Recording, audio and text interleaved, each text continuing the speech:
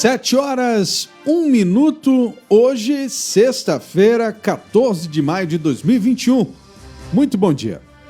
Bom dia a todos, bom dia, Álvaro. Senado aprova redução na tarifa de energia elétrica por 5 anos. Outro projeto aprovado no Senado suspende qualquer aumento de preço em medicamentos este ano. FVS confirma: Manaus já registrou o primeiro caso de variante da Covid-19 identificada no Reino Unido.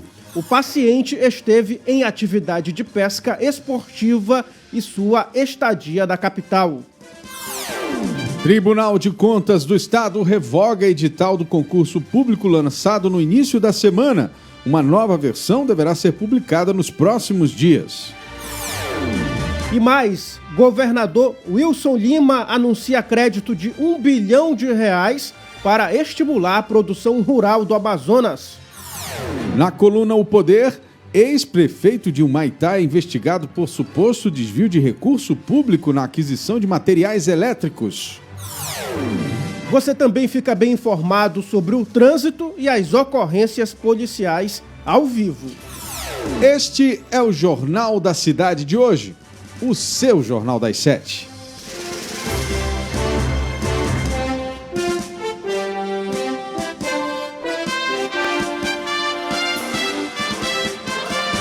As notícias da cidade de Manaus. Polícia, emprego, comunidade, as últimas informações do Brasil e do mundo. Começa agora. Jornal da Cidade. Agora às 7h02 em Manaus, vamos conferir as manchetes dos principais jornais do país. Muito bem, a gente começa com a manchete do Estado de São Paulo, que traz aqui em seu destaque principal: depoimento da Pfizer na CPI reforça a suspeita de gabinete paralelo. Carlos Bolsonaro e 2 assessores do presidente participaram de reuniões sobre vacina. Israel amplia ataques a Gaza e chama 9 mil reservistas. STF impõe derrota à União em caso de PIS e COFINS. Câmara alivia controle sobre licenciamento ambiental. E também usina Angra 3 terá obras retomadas. Essas foram as manchetes do Estado de São Paulo de hoje. Agora vamos conferir então os destaques do jornal Folha de São Paulo, que traz aqui como manchete principal: CPI avança e expõe indícios de negligência com vacinas. Cálculo estima que mais de 5 mil vidas seriam salvas se doses da Pfizer fossem compradas antes. E também, ex-secretário de Cabral nega pagamento a Toffoli. O ex-secretário de Obras do Rio de Janeiro, Hudson Braga, negou ter feito pagamento ao ministro do STF, Dias Toffoli, para que este favorecesse 2 prefeitos fluminenses em processos no TSE, como consta em delação do ex-governador Sérgio Cabral. E ainda aqui entre os destaques, na capa do jornal Folha de São Paulo: Anvisa aprova o uso de tratamento com anticorpos. A Anvisa aprovou o pedido de uso emergencial de novo medicamento para a Covid-19. O uso é indicado para pacientes adultos e adolescentes com 12 anos ou mais, em casos leves ou moderados, com alto risco de desenvolver quadro grave. Vamos agora ao estado de Minas Gerais com o Estado de Minas, jornal que circula na capital Belo Horizonte e nos municípios lá em Minas Gerais. Traz aqui: classificado, Galo vence em noite de lágrimas na Colômbia, em uma partida em que o som da torcida foi substituído pela explosão de bombas fora do estádio, onde ocorria um protesto. O Atlético se classificou às oitavas de final da Libertadores ao bater o América de Cali por 3-1 em Barranquilha, na Colômbia. Minas Gerais quer vacinar maiores de 18 anos até dezembro. Estado projeta imunização em massa esse ano. A ampliação da flexibilização, mas teme também a terceira onda da Covid-19. A AGU entra com habeas corpus para blindar depoimento de Pazuello à CPI. Esses foram os destaques do Estado de Minas. Agora às 7h06 em Manaus, vamos conferir aqui os destaques do jornal O Globo. CPI da Covid. País deixou de receber até março 4,5 milhões de doses. Depoimento de executivo da Pfizer corrobora omissão do governo. E ainda, afrouxamento de fiscalização ambiental gera reações. Projeto aprovado cria regras de exceção ao licenciamento. E também aqui entre os destaques na capa do jornal O Globo, Barroso, urna eletrônica é solução, não problema. Presidente do Tribunal Superior Eleitoral, TSE, o ministro Luiz Roberto Barroso disse ontem, ao celebrar os 25 anos de uso da urna eletrônica, que o mecanismo ajudou a superar fraudes em eleições que ocorriam desde a República Velha. TSE lança hoje campanha com passo a passo do processo eleitoral. 7h07. Jornal da Cidade. Só o que importa. Vamos agora a Brasília, com o Correio Brasiliense, que traz em sua manchete principal Pfizer. Governo ignorou várias ofertas da vacina. Distrito Federal recebe doses para abrir vacinação de professores. E também aqui, a AGU vai ao STF tentar blindar Pazuello na CPI. Distrito Federal permite eventos em casas de festa. Para a grávida, Covid é a maior ameaça. E ainda, Anvisa autoriza teste da Covaxin e aprova o uso de novo coquetel. Estados Unidos liberam vacinados de usar máscara e do distanciamento social. Salário de ministros tem aumento de até 69% e fura o teto. Essas foram as manchetes do Correio Brasiliense de hoje. Muito bem, agora às 7h08 em Manaus, vamos conferir os destaques aqui do Jornal 0 Hora do Rio Grande do Sul. STF suspende vacinação de professores em Esteio. E Piratini muda orientação, precursor da imunização de docentes e trabalhadores de escolas no RS. O município já imunizou mais de 900 e vai recorrer da decisão. Em liminar, Dias Toffoli afirmou que o executivo local tem de seguir o Plano Nacional de Operacionalização. E também, dirigente da Pfizer diz que Planalto ignorou 5 ofertas de vacinas em 2020. E ainda a produção de Coronavac no Instituto Butantan será paralisada hoje. E ainda aqui entre os destaques da capa do Jornal 0 Hora, governo autoriza o repasse de 2,5 bilhões de reais a universidades federais. 7h09. Vamos agora então às manchetes do Jornal A Crítica de hoje. CPI da pandemia. Brasil ignorou 3 ofertas da Pfizer. CEO da empresa disse que o governo ignorou acordos que poderiam ter garantido até o segundo trimestre 18,5 milhões de doses da vacina. Setor primário no Amazonas. Plano prevê 1 bilhão para a produção rural. Previsão de crédito para agricultura, pecuária, pesca e extrativismo foi apresentado ontem pelo governo estadual durante o lançamento do Plano Safra 2021-2022. Temos ainda ousadia e alegria no octógono. O UFC 262 brasileiro Charles do Bronx pega Michael Chandler na disputa pelo cinturão dos leves. Meu quarto começou a encher com enchente no Rio Negro, perto de bater novo recorde histórico. Moradores da orla relatam os problemas advindos da subida das águas. Faixa de Gaza, carreata em Manaus pede fim da guerra. Revogado o TCE amanhã. TCE do Amazonas vai refazer o edital do concurso. Coronavírus. Manaus tem variante do Reino Unido. E Coronavac, sem insumos, fabricação é interrompida. Esses foram os destaques do seu Jornal A Crítica de hoje. O tempo hoje. A previsão para hoje, de acordo com o Instituto Climatempo, é de sol e aumento de nuvens de manhã, pancadas de chuva à tarde e à noite, mínima de 22 graus e máxima de 31 graus. Trânsito. Muito bem, vamos às informações do trânsito na nossa cidade com Carlos Eduardo Pessoa nesta manhã de sexta-feira.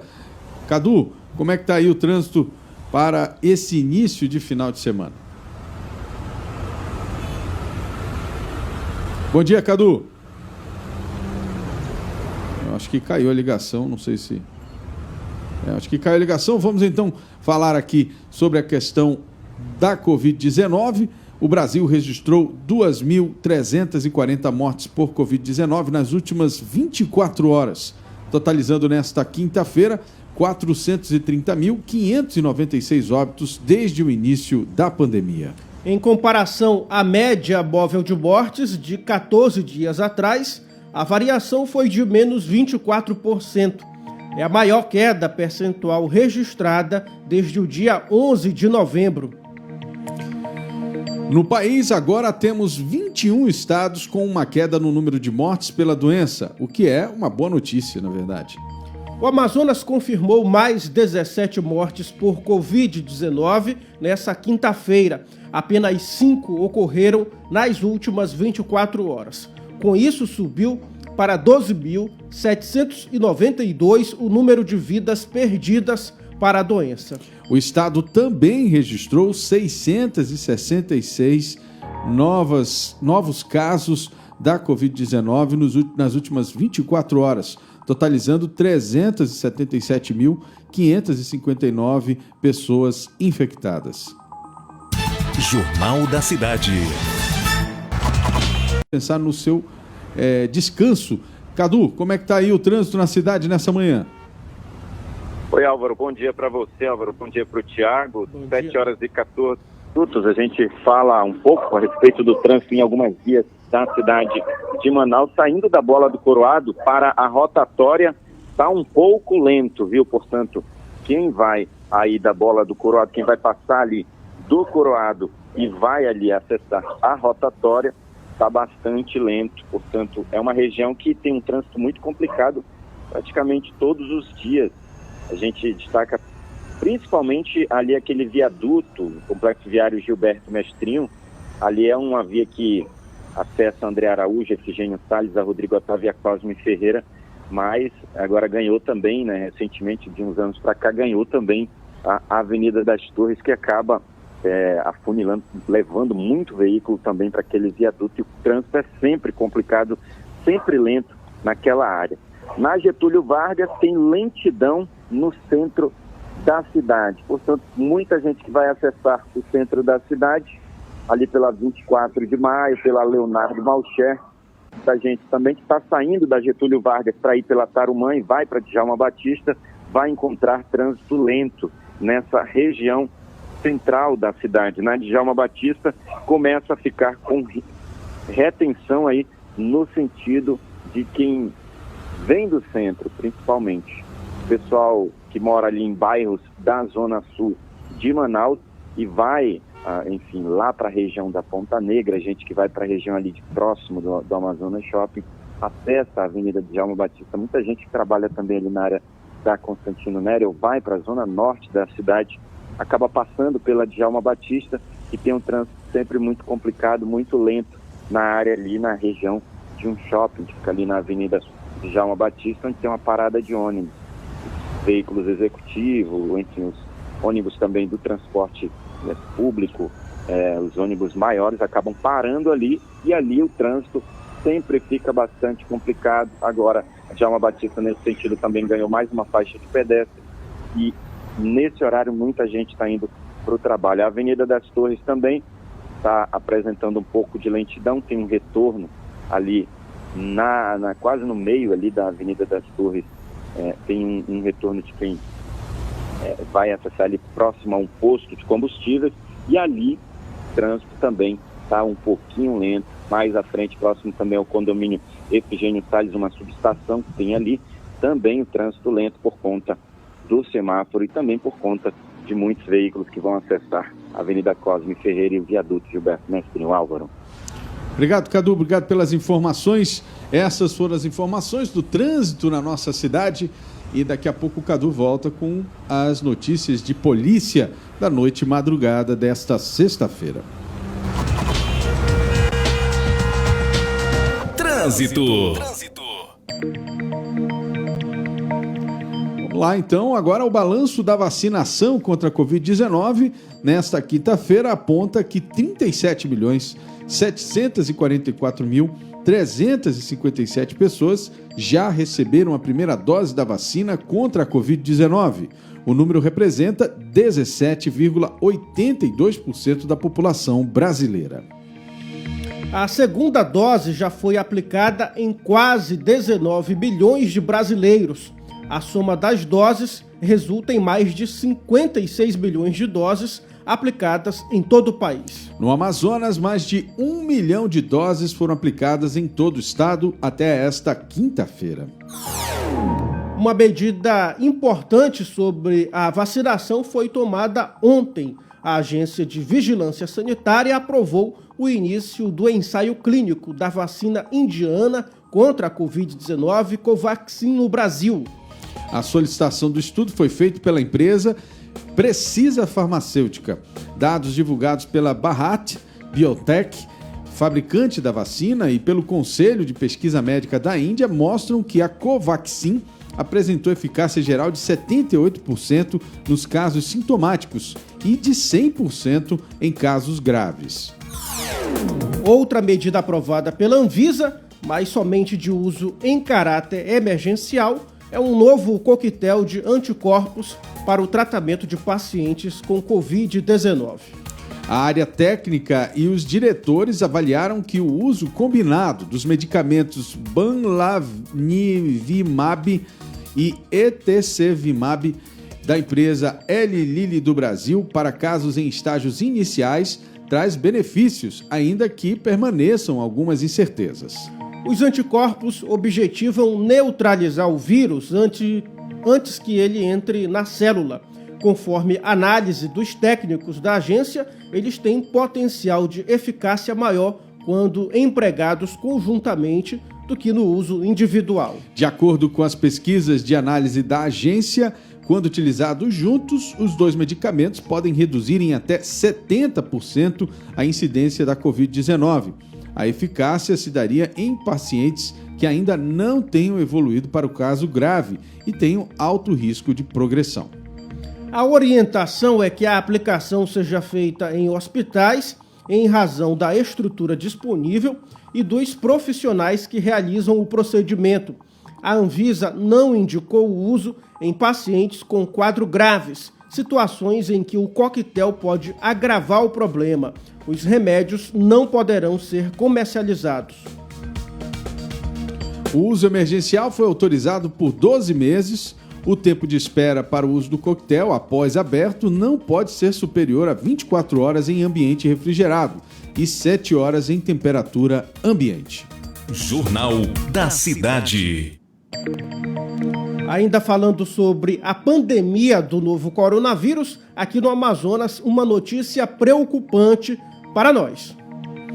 Exatamente, a Fundação de Vigilância em Saúde do Amazonas confirmou um caso positivo de Covid-19 pela variante identificada no Reino Unido, conhecida como B1.1.7, né? B.1.1.7. O paciente foi atendido em uma unidade da rede pública de saúde de Manaus. A FVS informa que se trata de um paciente de 46 anos do sexo masculino, residente no estado de São Paulo, não vacinado contra a Covid-19 e sem comorbidades relatadas. Ele esteve em Manaus para prestar serviços em uma empresa do Polo Industrial de Manaus. A equipe de investigação epidemiológica da FVS identificou que o paciente esteve em atividade de pesca esportiva durante estadia em Manaus e permanece em investigação para identificar o local ou data que o homem realizou a atividade.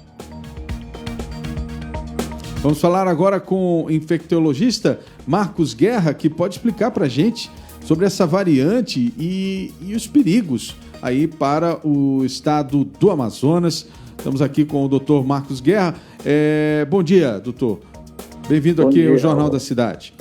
Bom dia, Álvaro. Olha, a gente, obviamente, eu queria só que tirasse o BG, a gente vê a notícia de uma nova variante com muita preocupação. A gente precisa estar preocupado mesmo com essa nova variante? Essa é a primeira pergunta que eu gostaria de fazer.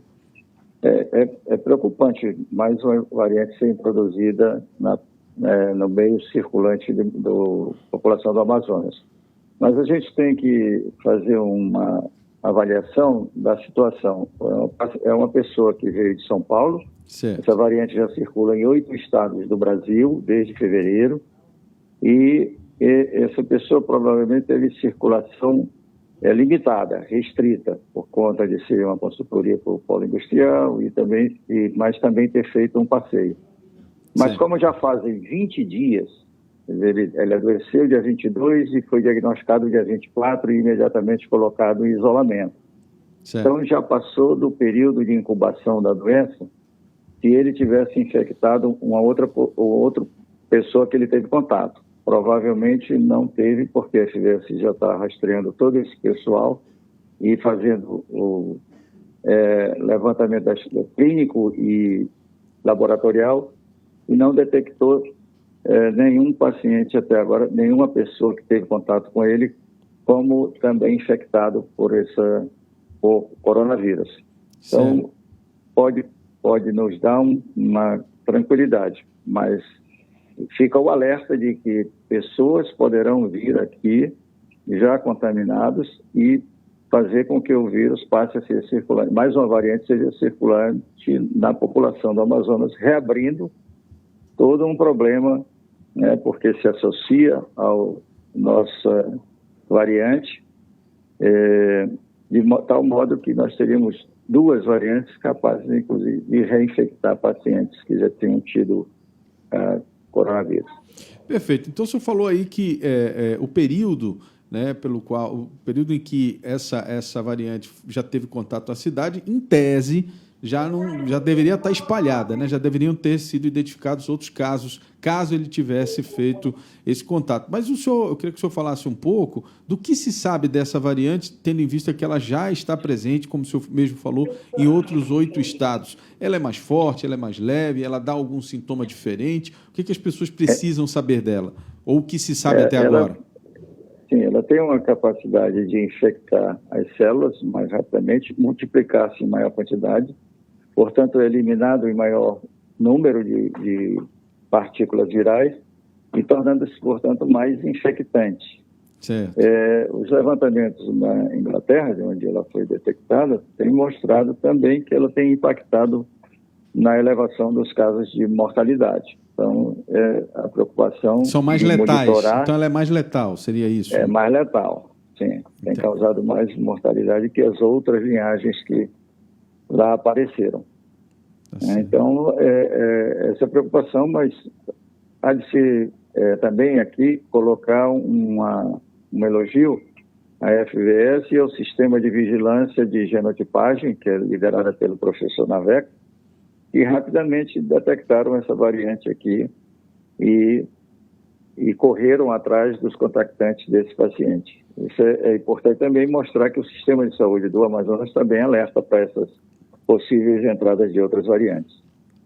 Bom, agora, doutor, eu queria que o senhor falasse para a gente, em linhas gerais, o povo precisa manter, então, aquele cuidado e não é momento da gente relaxar ainda, então, né? Exatamente. Mesmo aqueles que já se vacinaram, que fizeram a vacina completa com as suas 2 doses, não devem relaxar, não devem continuar utilizando máscara, distanciamento social, evitar aglomerações, a higiene das mãos é importante tanto a higiene quanto a não colocação da mão na boca, no nariz ou nos olhos. Isso é muito importante. E seus objetos de uso sempre higienizados. Tá certo. Bom, eu queria lhe agradecer pelas informações e qualquer outra novidade, doutor, a gente gostaria que o senhor trouxesse para a gente aqui e a gente pudesse divulgar para a sociedade. É fundamental nesse momento o papel tanto dos profissionais da saúde, da área de saúde, mas também da imprensa em orientar as pessoas, primeiro para não causar o pânico, né? Porque senão já fica aquela coisa do pânico e tal. E outra coisa, a gente dá a informação correta e as pessoas poderem tomar as medidas necessárias para se proteger. Muito obrigado ao doutor Marcos Guerra, infectologista, que esteve conosco aqui no Jornal da Cidade nessa manhã, doutor. Obrigado. Obrigado também. São 7h27. Olha, está confirmado aí a situação, né? É fundamental que você fique de olho, né, para não permitir que essa variante aí se espalhe pela cidade, o que seria, pelo que se tem de informação, muito ruim. 7h27. Jornal da Cidade. Agora a gente traz atualizações sobre a cheia no Amazonas, Álvaro. Segundo a Defesa Civil do Estado, o Amazonas já tem mais de 350 mil pessoas afetadas pela cheia. Pois dados do Centro de Monitoramento e Alerta da Defesa Civil do Amazonas apontam que o estado pode enfrentar a maior cheia dos últimos 100 anos. Atualmente, 20 municípios do interior estão em situação de emergência e 22 estão em transbordamento. Apenas 9 municípios estão em normalidade em todo o Amazonas. Ontem foram distribuídos mais de 13 mil cartões do auxílio estadual enchente para moradores dos municípios de Pauini, Canutama, Boca do Acre, Tapauá, Lábrea e Anamã, que são os 6 primeiros a receber o benefício. Por meio da Operação Enchente 2021, o estado já levou ajuda humanitária, água potável e ações na área social, saúde e fomento, como anistia de dívidas e operações de crédito aos municípios em situação de emergência decretada em razão da cheia. O governador do Amazonas, Wilson Lima, comentou durante live pelas redes sociais, na noite desta quarta-feira, a decisão da Justiça Federal que determina que a União encaminhe 40 mil doses de vacina contra a Covid-19 para imunizar profissionais de educação das redes estadual, municipal e do ensino superior. A perspectiva, segundo o governador, é vacinar esses profissionais ainda neste mês. Ele ressaltou ainda que as unidades de ensino estaduais estão preparadas estruturalmente para receber os alunos e disse que o retorno será com aulas presenciais e virtuais, assim como ocorreu no ano passado. Nós tivemos essa semana uma vitória muito importante porque a juíza federal Jais Afrache decidiu pela vacinação dos profissionais da área de educação. Nós estamos esperando o próximo lote ser enviado pelo governo federal para que a gente possa iniciar essa vacinação. Estou aqui na expectativa de que até o final do mês de maio nós consigamos vacinar todos os profissionais da área de educação, tanto do município quanto do estado, para que a gente possa retomar as aulas de forma híbrida, né? Parte presencial e parte virtual. Isso é fundamental para que o prejuízo dos nossos alunos não seja tão grande. E aluno tem que estar na escola. E as nossas escolas são modelo para o Brasil, porque estão todas equipadas com álcool em gel, com aquele tapete sanitizante, com mais pias, com distanciamento social, toda a sinalização, todas as indicações necessárias, todas as condições para a volta às aulas de forma segura. Pois é, e o... Ainda tem? Não sei. Vai.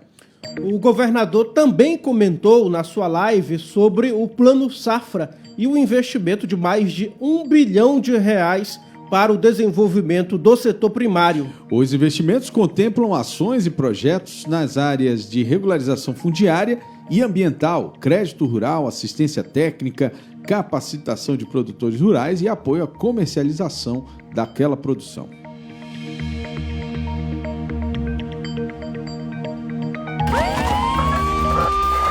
Polícia.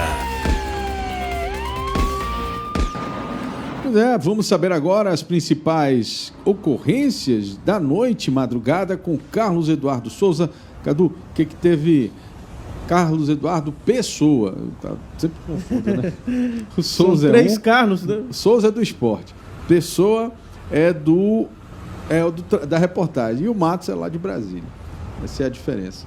Muito bem. Saber as informações de polícia? Não temos ainda. Conectou ainda. Não temos ainda. Daqui a pouco, então, a gente volta com ele. Muita atenção, não é isso, Tiago?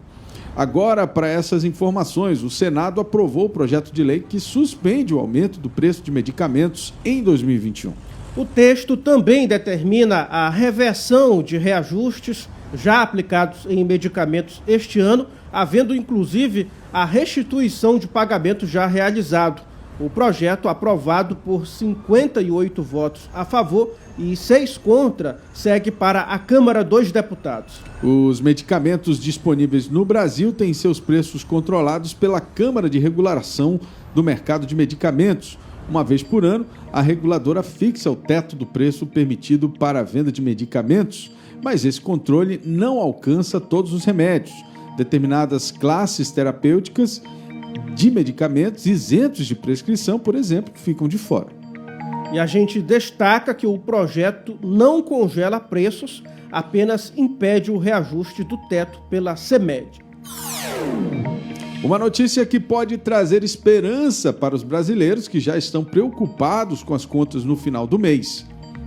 O Senado aprovou um projeto que propõe a redução de tarifas de energia elétrica por 5 anos. Essa redução na tarifa ocorreria graças ao reembolso. Fugiu aqui, Álvaro. Fugiu, estão alterando aqui o... Aqui em cima, vai. Tá, vou repetir de novo. O Senado aprovou um projeto que propõe a redução de tarifas de energia elétrica por 5 anos. Essa redução na tarifa ocorreria graças ao reembolso de tributos recolhidos indevidamente pelas empresas distribuidoras de energia elétrica. O projeto segue para análise da Câmara dos Deputados. Ele propõe que os tributos indevidamente recolhidos pelas distribuidoras de energia no passado sejam devolvidos ao consumidor em forma de redução na tarifa. Esse recolhimento de recursos será possível graças a uma decisão do Supremo Tribunal Federal. Nessa decisão, o STF entendeu que o Imposto sobre Circulação de Mercadorias e Serviços, o ICMS, cobrado às distribuidoras de energia elétrica e repassado aos consumidores, não deve compor a base de cálculo da contribuição para financiamento da Seguridade Social e do Programa de Integração Social. Polícia. Agora sim, as notícias de polícia da noite e madrugada com Carlos Eduardo Pessoa. Vai, Cadu. Oi, Álvaro. A gente volta com informações de polícia falando que a PM recuperou uma moto roubada de uma maneira inusitada por volta das 9 horas da noite de ontem. O que aconteceu foi o seguinte: uma jovem de 23 anos procurou a 30ª SECOM e contou à polícia que comprou uma moto CG Titan de cor vermelha e placa NPA 2625. Ela disse que comprou a moto de um anúncio na OLX às 4 horas da tarde. E segundo essa moça, só à noite ela descobriu que a motocicleta era roubada. A mulher procurou então a 30ª SECOM, foi até lá com os policiais, contou a história, deixou a moto lá e aí pegou o beco, foi embora, sumiu a mulher. A motocicleta foi levada para o 14º Distrito Integrado de Polícia. E o João Pedro dos Santos, de 21 anos, ele foi baleado ontem à tarde na rua Inoá, no bairro Mutirão, na zona norte de Manaus. Ele acabou morrendo no pronto-socorro Platão Araújo. Por volta das 4h48 da tarde, o João pegou um mototáxi para ir até o Mutirão e lá no bairro ele parou para pedir informações, quando foi abordado por 4 homens armados que tomaram os celulares do João Pedro e do mototaxista. Durante o roubo, os assaltantes atiraram contra o rapaz, que ainda foi socorrido, mas horas depois, morreu no Platão Araújo. O corpo dele foi removido pelo Instituto Médico Legal. Na mesma tarde, lá nesse mesmo bairro do Mutirão, várias vítimas de assalto, tendo aí como características também homens a pé, vários homens que chegaram armados, de maneira parecida, portanto, com que esse rapaz foi assaltado e baleado.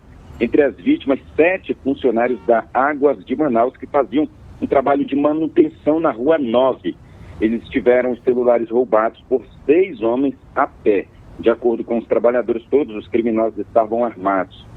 Já na Rua 27, também no Mutirão, um casal que ia para o supermercado e levava R$500 para fazer as compras de casa também foi assaltado. Isso foi por volta de 1h30, um pouco mais cedo, e quando ainda chovia. Os 2 assaltantes, no caso desse casal, na Rua 27, foram 2 homens, chegaram em uma XRE vermelha e o motorista apontou um revólver para os 2, enquanto que o comparsa dele tomava os objetos e os celulares. Roubaram dinheiro e também celulares do casal. Um dos assaltantes chegou a ameaçar atirar por achar que uma das vítimas, que o homem, fosse um policial. Ainda no Mutirão, na Rua 54, outro casal estava em um carro. Eles tinham anunciado um iPhone 7 na OLX e apareceu um comprador. Eles marcaram na Rua 54 como ponto de encontro e por volta das 3 da tarde o casal foi ao local. No ponto de encontro, ficaram no carro aguardando quando foram surpreendidos por 3 homens. 2 deles estavam armados, já chegaram perguntando pelo celular. Além do iPhone, uma das vítimas teve a bolsa e os pertences roubados. Portanto, uma sequência de vítimas aí de assaltos que estavam, inclusive, ontem à tarde, lá no 6º Distrito Integrado de Polícia, que é a central de flagrante da Zona Norte de Manaus, para tentar reaver os celulares. O que mais chamou a atenção foi a quantidade de aparelhos que foram roubados aí desses funcionários que trabalhavam na rua fazendo manutenção. Portanto, ninguém mais está sendo, ninguém mais está imune aí desses assaltantes da criminalidade. E uma pergunta que fica, Álvaro, é o seguinte: cadê o policiamento nesse bairro do Mutirão? Ali. Volto com você. Muito bem, 7h39. Obrigado, Cadu, pelas informações e as ocorrências dessa noite madrugada. Polícia. Opoder.com com Bruno Mazieri.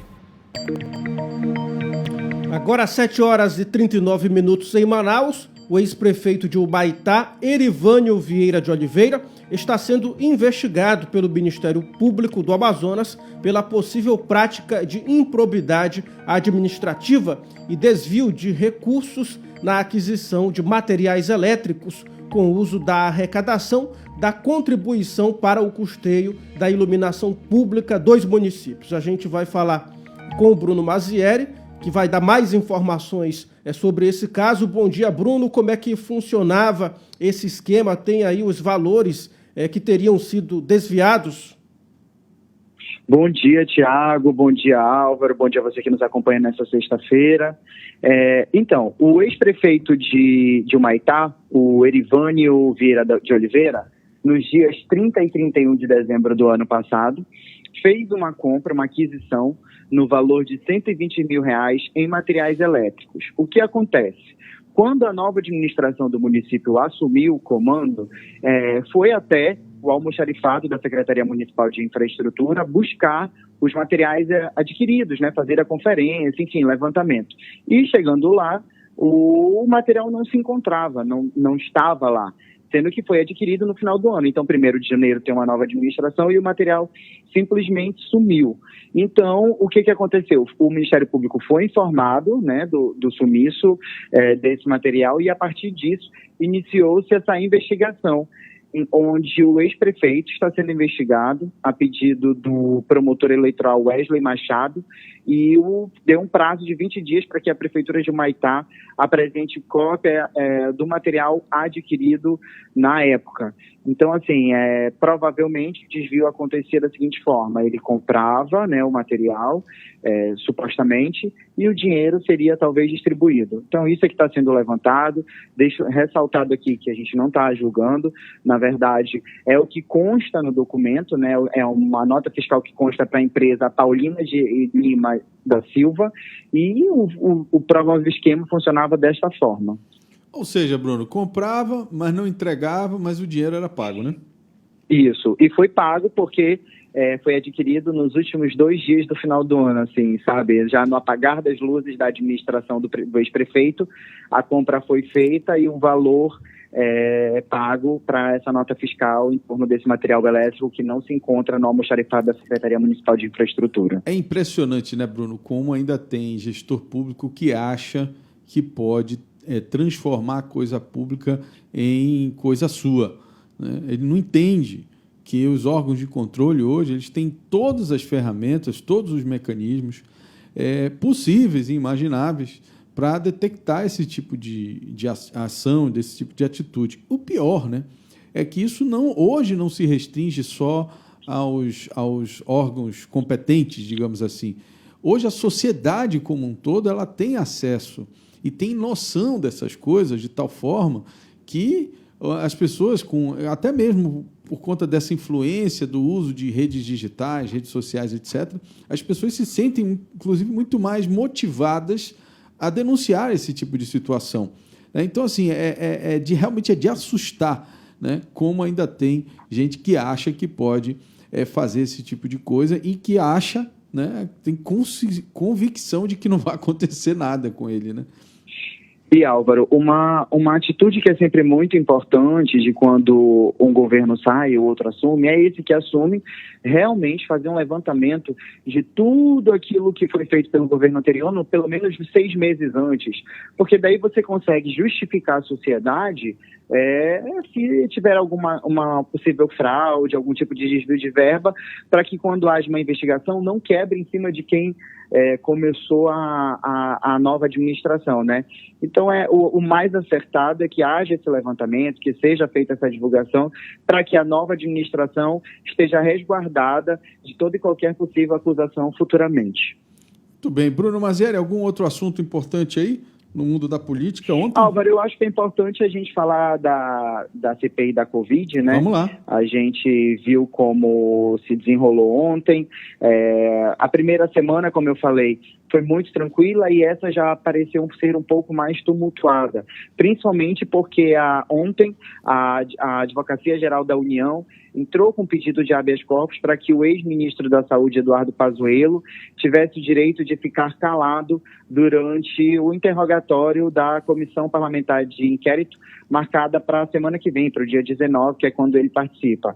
Então, todo mundo se questiona o porquê desse silêncio e o porquê dessa possível blindagem em torno do ex-ministro Pazuello, tendo em vista que ele sempre dá declarações de que fez tudo o que pôde, de que tomou todas as atitudes necessárias, que montou uma força-tarefa para ajudar não só o estado do Amazonas, né, que foi bastante atingido, principalmente nos meses de janeiro e fevereiro, mas também como todo o Brasil. Então, o grande questionamento da sociedade e dos veículos de comunicação de nível nacional é saber por que o advogado-geral da União, o André Mendonça, entrou com esse pedido para que, junto ao STF, junto ao Supremo Tribunal Federal, para que o Pazuello tivesse o direito de ficar calado durante todo o interrogatório da CPI da Covid. Agora, é interessante porque a gente tenta ser o mais equilibrado possível num mundo tão polarizado, né, Bruno?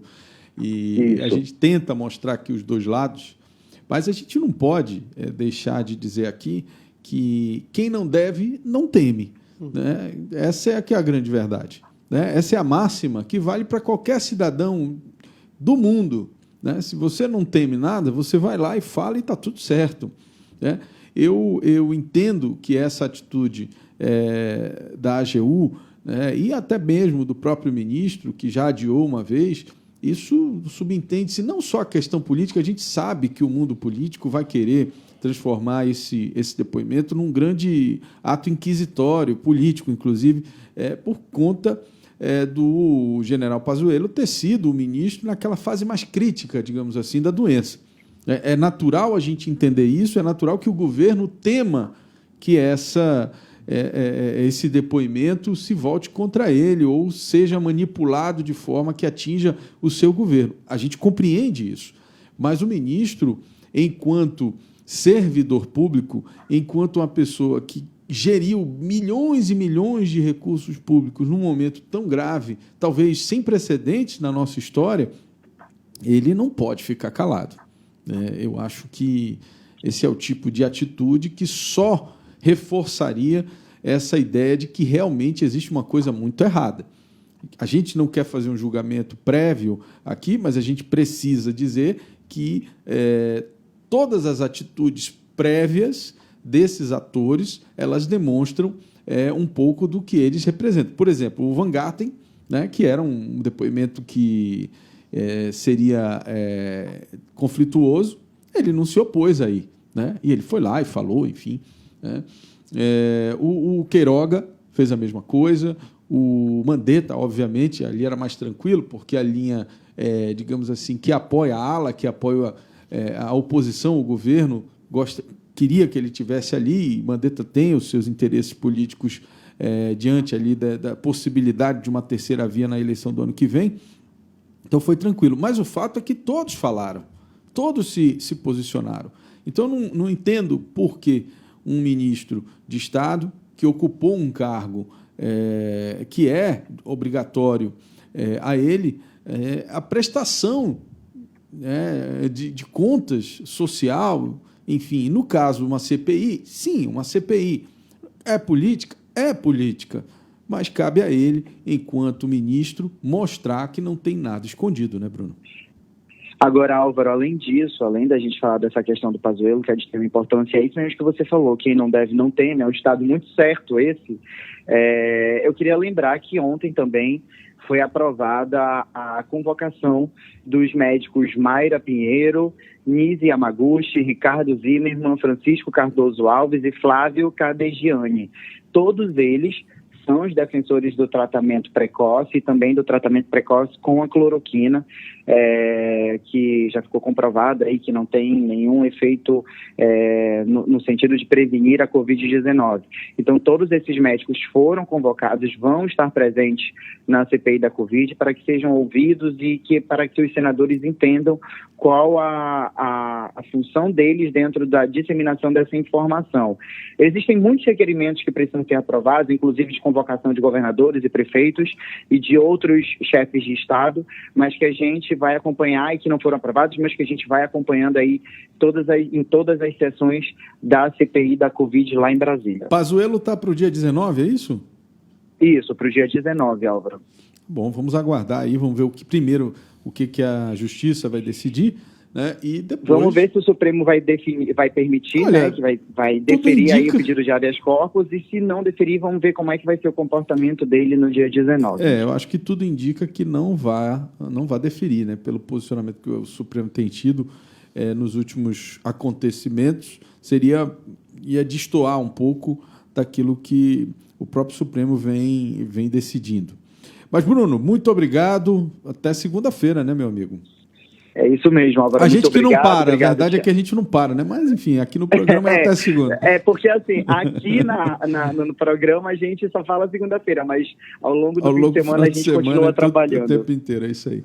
7h50. Opoder.com, com Bruno Mazieri. Agora vamos falar de economia, Álvaro. Saiba agora os valores dos produtos da cesta básica aqui na capital, de acordo com o site Busca Preço da Cefaz. Nas ofertas de hoje, vamos falar sobre o preço do quilo da farinha branca. O menor preço do quilo desse produto é de R$ 3,00. O valor máximo do mesmo produto e da mesma marca é de R$ 5,80 em um supermercado do bairro Nossa Senhora das Graças. Se você quiser acompanhar o preço de outros produtos da cesta básica, é só acessar o site Busca Preço da Cefaz. Os preços são de todos os supermercados que usam a nota fiscal amazonense. Cine 7. Com Ivanildo Pereira. E é com ele que a gente conversa toda sexta-feira, no finalzinho do programa, para trazer dicas de filmes, séries que estão estreando nas principais plataformas da internet, para você que curte um final de semana em casa, comendo pipoca, um quitute ali, assistindo uma boa série, um bom filme. Ivanildo Pereira. Olá. Tudo bem? Bom dia, Álvaro. Tudo bem. E com você? Graças a Deus, tudo bem. O que você traz de lançamento aí para o pessoal que está nos ouvindo e nos assistindo nesse momento? Beleza. Tem 2 estreias, né, na Netflix desse final de semana, que já inclusive já estão disponíveis, que são 2 filmes de suspense, né, para animar aí o fim de semana do pessoal, né, na audiência. E são 2 filmes, curiosamente, que tem uma pegada meio claustrofóbica, né, de confinamento ali, então eu acho que seria apropriado aí para o nosso conhecimento, né, que a gente está vivendo. O primeiro deles é francês, que é o Oxigênio, né? É um filme de mistura de suspense com ficção científica, que tem uma atriz só, basicamente o filme inteiro só com ela. É uma personagem que está viajando numa viagem espacial, ela está numa câmera e ela acorda e o oxigênio está acabando. Ela tem que lutar para sair dali, contando apenas com a inteligência artificial que está falando ali com ela, e com esse cenário, né, o diretor, o Alejandro Aja, ele cria um filme de suspense que está sendo muito elogiado, hein? Olha, eu vou te falar que eu não consegui terminar de assistir. Com aquela parte inicial, quando ela começa na agonia ali, eu já fiquei agoniado, tipo, papai, não vou conseguir terminar de assistir isso não. Realmente esse sentimento da claustrofobia fica muito evidente nesse filme.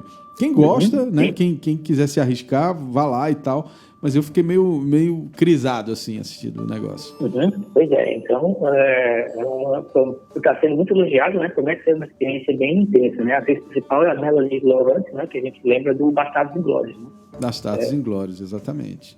E o outro suspense é hoje, inclusive, na Netflix, né? Que é A Mulher da Janela, com a Amy Adams. Esse eu ainda não vi nada. Sim, ela também é uma personagem que ela tem fobia de lugares públicos, né, de sair em público, né? Então ela fica confinada em casa, né, mais ou menos como muitos de nós têm ficado, né, desde o ano passado. É verdade. E ela fica observando o vizinho da frente e ela observa um crime, né? Esse é o ponto de partida da história, né? Então é um filme que também tem muito destaque, né? Além da Amy Adams, tem o elenco o Gary Oldman, a Julianne Moore, né? Então tem um elencão. E vale a pena assistir, eu acho, né? Para descobrir essas 2 experiências tensas, né? Durante o fim de semana. Um final de semana claustrofóbico nas plataformas digitais, né? Basicamente isso. Oxigênio e A Mulher na Janela, aí na Netflix. Tem um outro filme também que nessa linha de uma... a história mais ou menos é assim, a garota, ela... em tese teria um problema e vivia na cadeira de roda e tal, e ao longo do filme ela vai descobrindo que não era bem assim, né? Na verdade ela vivia numa espécie de prisão ali com a mãe dela e tal. Obviamente não vou dar um spoiler aqui, mas é muito bacana também, esqueci o nome do filme aqui, mas é nessa linha aqui da agonia ali de sair naquele sentimento de prisão e tal, muito bacana. Isso. Ivanildo Pereira, o pessoal que está nos ouvindo e nos assistindo, qual é o site que eles acessam para saber notícias e informações de séries, filmes aqui do Amazonas, tudo genuinamente feito por amazonenses? Bem, pode visitar o Cine 7, né? cine7.com.br, né? Estamos sempre produzindo, sempre fazendo crítica. Eu mesmo vou fazer a crítica do A Mulher da Janela, né? Deve sair amanhã. Então, fica de olho aí que... Você que vai escrever? Sim, eu mesmo. Tá certo, então. Ivanildo Pereira, muito obrigado, meu amigo. Obrigado, amigo. Até a próxima. Tchau. Até a próxima. Então, para você que está nos ouvindo nesse momento, prepare a pipoca, final de semana começando, Oxigênio e A Mulher na Janela são as dicas aí do cine7.com.br para todos vocês que gostam de cinema, que gostam de séries e estão ligados aí nas principais plataformas audiovisuais do mundo. 7 horas. Cine 7. Com Ivanildo Pereira. 7 horas, 55 minutos, e a gente quer aproveitar esse momento para pedir para você compartilhar nossa transmissão, compartilhar o jornal, para que outras pessoas também possam acompanhar as principais notícias da manhã. Agradecer desde já todo mundo que está nos acompanhando. Hoje eu acabei não dando aqui o bom dia para o pessoal, vou tentar aqui me redimir rapidamente. O pessoal que está nos acompanhando aqui de qualquer lugar do Brasil, pode mandar aí na nossa transmissão um bom dia, um recado, né? Enfim, dá aí o seu parecer aqui. Muita gente falando aqui, olha, o Harrison Drummond, estamos precisando de uma imprensa aqui no INSS do Aleixo, deve estar acontecendo alguma coisa aí, vamos acionar as equipes do imediato para que eles possam dar uma acompanhada. Bom dia aqui para Elisandra Veiga, Lúcia Costa, para Celina Maria, Douglas Abreu, Valdomiro Pereira, enfim, Zidane Maestro aqui xingando a gente, eu acho que por conta dos comentários, aquela coisa, quando a gente comenta essa situação de Bolsonaro, esquerda, direita, eles sempre acham que a gente tem que estar defendendo um ou outro. Aqui a gente tenta fazer o máximo possível para fazer uma análise um pouco mais branda e um pouco mais ampla da situação como um todo, respeitando a verdade dos fatos. 7 horas e 57 minutos, bota o símbolo aí do nosso aplicativo. Então tá aí, olha, é só você procurar a Rádio ZLZN na Google Play Store para fazer o download, e com esse aplicativo você acompanha a nossa programação jornalística ao longo de todo o dia. Um agradecimento especial a todos vocês que já baixaram o nosso aplicativo. O Departamento Estadual de Trânsito do Amazonas vai realizar amanhã um mutirão com 840 agendamentos exclusivamente para o serviço de renovação da Carteira Nacional de Habilitação na sede do órgão. Neste sábado, o atendimento vai ocorrer de 8 da manhã até às 4 horas da tarde e será exclusivamente para quem quer renovar a CNH, para as pessoas que estiverem, obviamente, com agendamento em mãos. Para o serviço de renovação da carteira de habilitação, é necessário que o usuário apresente no atendimento documentos originais e cópias. Olha só, RG ou documento oficial equivalente e comprovante de residência atualizado. Quando se tratar de renovação nas categorias C, D, E e E, o condutor deverá ainda apresentar o laudo do exame toxicológico que pode ser feito nos laboratórios credenciados pelo Departamento Nacional de Trânsito. E o Tribunal de Contas do Amazonas tornou pública a revogação do edital do concurso público publicado no último dia 10 de maio. Agora, aguarda-se um novo edital retificado que deve ser lançado entre os dias 17 e 21 de maio através do site da Fundação Getúlio Vargas, a organizadora do certame, e também no Diário Oficial Eletrônico do Tribunal. O concurso do TCE foi disponibilizado para provimento de 40 vagas imediata nos cargos de auditoria e Ministério Público de Contas. Os salários podem ultrapassar o valor de R$ 8.000. Jornal da Cidade. 8 horas em ponto. Baixe o aplicativo da Rádio ZLZN no Google Play Store, a plataforma de celulares Android. É só colocar ZLZN que o primeiro app que vai aparecer é o da nossa rádio. Essa imagem aí que você está vendo aqui do meu lado. Você acabou de conferir o Jornal da Cidade, o seu noticiário das 7 da manhã, de segunda a sexta, aqui pelo site imediato. Esta edição teve a apresentação de Álvaro Corado e Tiago Gonçalves. Transmissão e operação de áudio de John Andrew, Produção e edição de Jonathan Souza, apoio técnico de Marcos Silva e Pablo Medeiros. Todo este conteúdo é produzido pela equipe da Rede Norte Digital. Muito obrigado pela sua audiência, um excelente dia e a gente se encontra aqui na segunda-feira, pontualmente, às 7 horas da manhã. Até lá! Até lá!